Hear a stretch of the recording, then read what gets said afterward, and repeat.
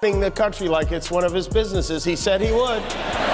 Just to give you some perspective, the government being shut down is even worse than when it's up and running. Republicans would like you to believe that Democrats shut the government down, but the bill they wanted the Democrats to sign would knock out about 15 million Americans from health insurance. And so when I hear not just our current president, but his aides, who have a history of calling political opponents vermin, enemies, who need to be targeted, that speaks to a broader problem. Trump's presidency has become the longest blooper reel ever aired live, a non-stop showcase of chaos dressed as confidence. But now, with Jimmy Kimmel's razor-sharp humor joining forces with Barack Obama's calm precision, the spectacle has turned into pure poetic justice. Obama dismantles with quiet logic, while Kimmel demolishes with punchlines, leaving Trump scrambling for excuses and gasping for relevance. The self-proclaimed ultimate winner suddenly looks like the punchline of America's greatest roast. This isn't politics anymore. It's reality TV getting outclassed by reality itself. It's an impressionist.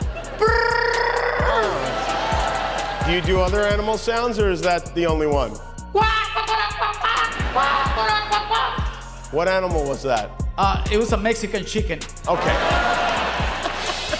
There's the childish nicknames, the crazy conspiracy theories, this weird obsession with crowd sizes.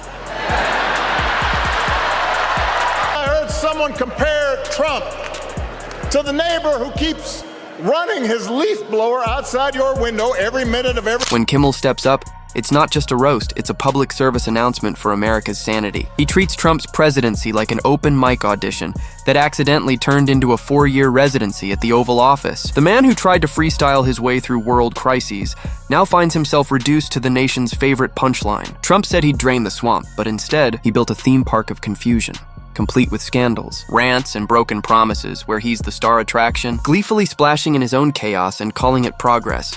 There is some silver lining to the shutdown. According to their official website, during the shutdown, our friends at the FCC will cease their response to consumer complaint and inquiry phone lines, which I'm not a lawyer, but I think means we can now say whatever we want on TV.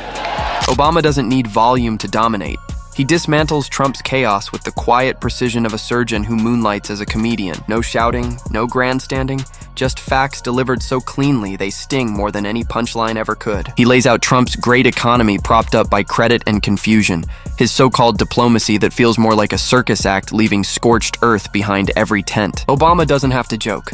Reality does it for him. The contrast between his composure and Trump's chaos is so stark, it could make future history books groan in disbelief. Here's a 78-year-old billionaire who has not stopped whining about his problems since he rode down his golden escalator 9 years ago. It has been a constant stream of gripes and grievances that's actually been getting worse now that he's afraid of losing. Kimmel tears into Trump's so-called leadership, calling it a chaotic mashup between a motivational seminar and a toddler's tantrum.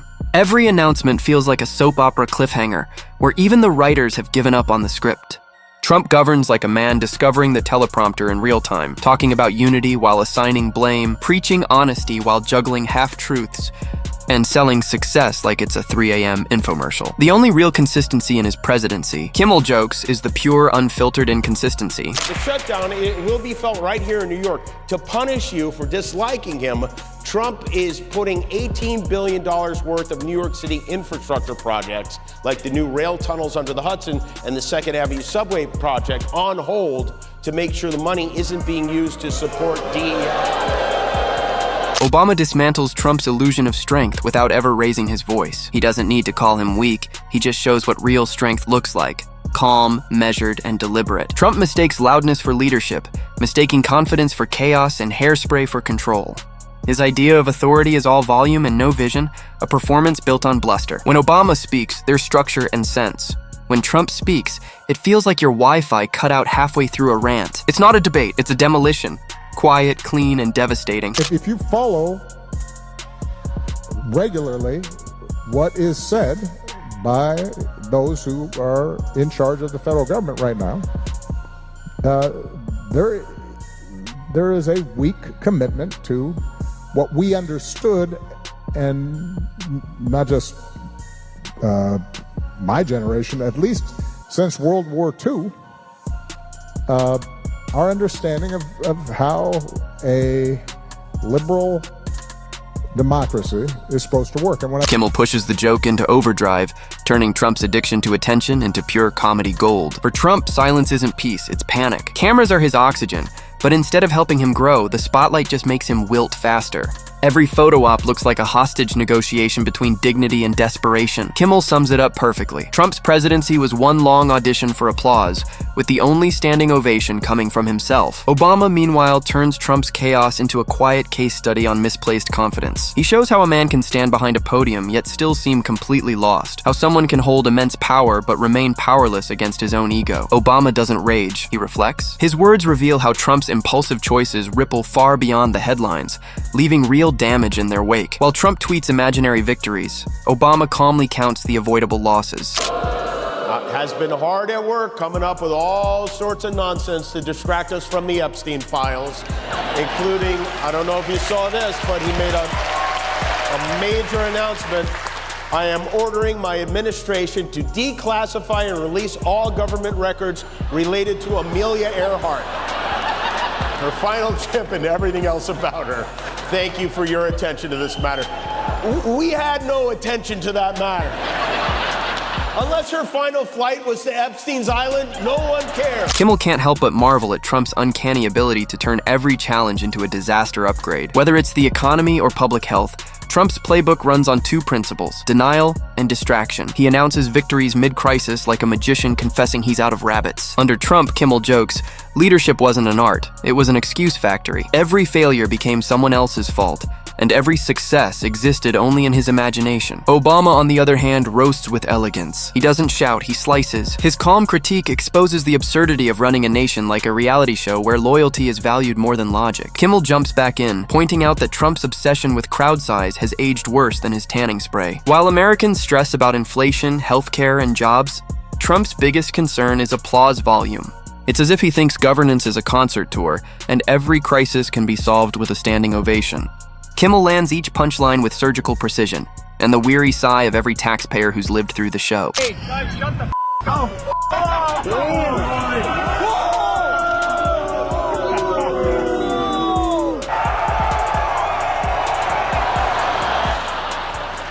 Listen, when you decide to have your golf tournament on Long Island, that's what you're gonna get. Trump was at the Ryder Cup over the weekend, which kind of explains this caveman-like behavior. The president has been hard at work coming up with all sorts of nonsense to distract us from the Epstein files, including, I don't know if you saw this, but he made a... Obama steps in not with jokes, but with presence, effortlessly embodying everything Trump can't fake: discipline, clarity, and empathy. The contrast is so stark it speaks for itself. One leads to unite, the other to divide. One builds trust, the other tension. Obama doesn't need to insult Trump. His calm competence is the insult. The difference between them isn't just political, it's planetary. Then Kimmel jumps in, skewering Trump's war with reality. For Trump, facts are optional, and truth is whatever trends best that morning. Kimmel paints a picture of him waking up every day deciding which new reality to invent before breakfast. Obama adds weight to the satire, revealing how Trump's obsession with control has eroded the very systems built to safeguard democracy. Under Trump, every law becomes a prop, every institution a stage, every ally a background actor. He doesn't lead, he performs. And somehow the audience keeps paying for the tickets. Democracy is not self-executing. It requires people, judges, and people in the Justice Department, and people throughout the government who take an oath to uphold the Constitution. It requires them to take that oath seriously. And when that isn't happening, we start drifting into something that is not consistent with American democracy.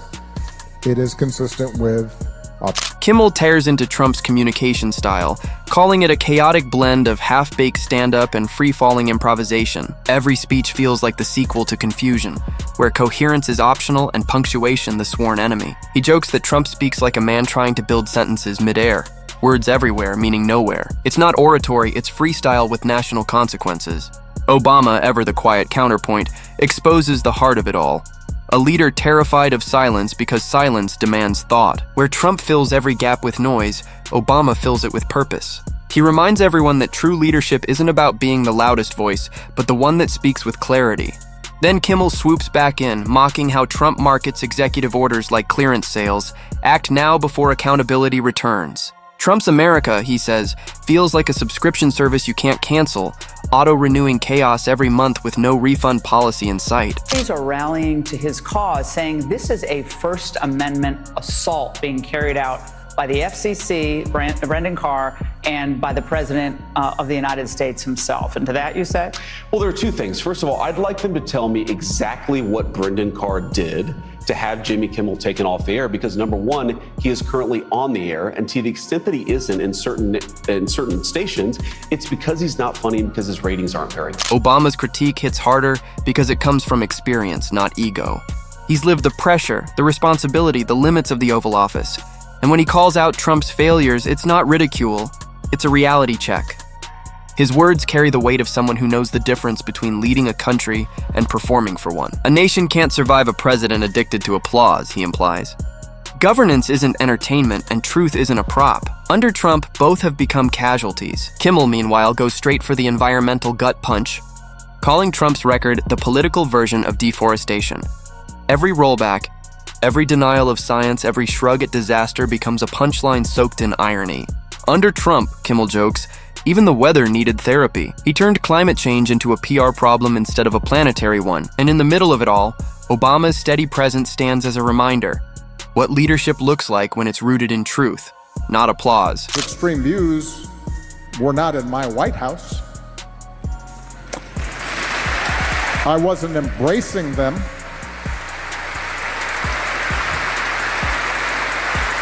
I wasn't empowering them. I wasn't putting the weight of the United States government behind extremist views. And that is when we have the weight of the United States government behind extremist views, we've got a problem. Kimmel can't help but roast Trump's social media obsession, joking that the former president spends more time tweeting than leading, crafting chaos in 280 characters or less. Every post, he says, feels like a cry for attention wrapped in exclamation points, a digital alarm clock that wakes the world up to confusion. Kimmel imagines world leaders scrolling through Trump's feed the way people read tabloids, amused, alarmed, and never surprised. Obama steps in with quiet contrast, showing how words can either unite or divide. He used speeches to inspire. Trump uses them to ignite. The same podium that once lifted hope now amplifies noise. Leadership isn't about controlling the conversation, Obama implies. It's about elevating it. Kimmel dives deeper, mocking Trump's feud with the media, calling it a soap opera where he plays both the misunderstood hero and the eternal victim. He didn't want to lead, Kimmel quips. He wanted validation and settled for retweets. The result, he says, is a government built on self-promotion instead of purpose, a reality show where no one gets fired. They just quit in disbelief.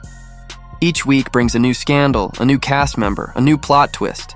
Chaos isn't a side effect. It's the business model. Obama closes the night with elegant restraint, reminding everyone that true authority doesn't shout, it resonates. His pauses speak louder than Trump's longest monologues.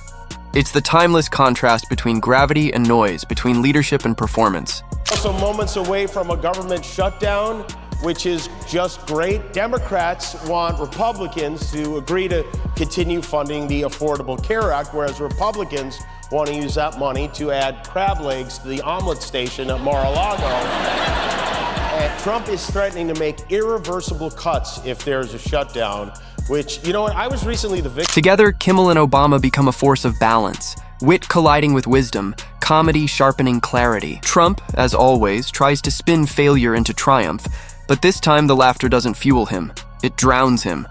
The man who once ruled headlines now suffocates beneath them. Kimmel lands the knockout with one brutal truth.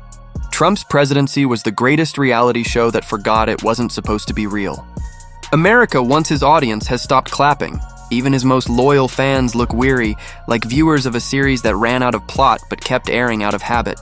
Trump promised greatness and delivered reruns.